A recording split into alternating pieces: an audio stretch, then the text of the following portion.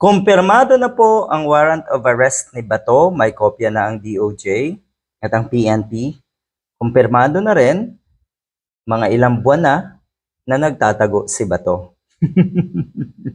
Sabi ni Harry Roque, magpaposas daw itong si Bato de la Rosa sa korte dito sa atin para magkaroon ng jurisdiction ang korte ng Pilipinas, lalo na daw ang Supreme Court kay Bato de la Rosa at hindi na nga mangyari ang pag-aresto para daw maiwasan ang pag-aresto. Ang galing. Ay kung ginawa niyo yan kay Digong, naiwasan sana na maaresto rin si Digong, bakit hindi niyo ginawa? Tapos ngayon gusto niyo gawin kay Bato de la Rosa? Para bang mas importante pa si Bato kaysa kay Digong? Ang saklap naman. Ang susunod po, natatawagin ang ICC. Ang susunod po ay si Bongo naman. Susunod si Bongo. At sa maniwala kayo't sa hindi, alam po yan ni former Senator Antonio Trillanes. By next year, lalabas na rin ang warrant of arrest ni Bongo. So ngayon pa lang, mukhang hindi na daw masyadong visible etong si Bongo.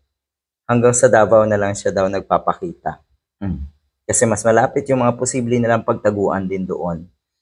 Now, there are many mentioned in various documents regarding the complaint or regarding the case of Duterte, the so-called co-perpetrators.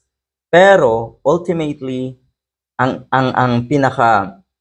ICC ay they will go after Bato and Bongo.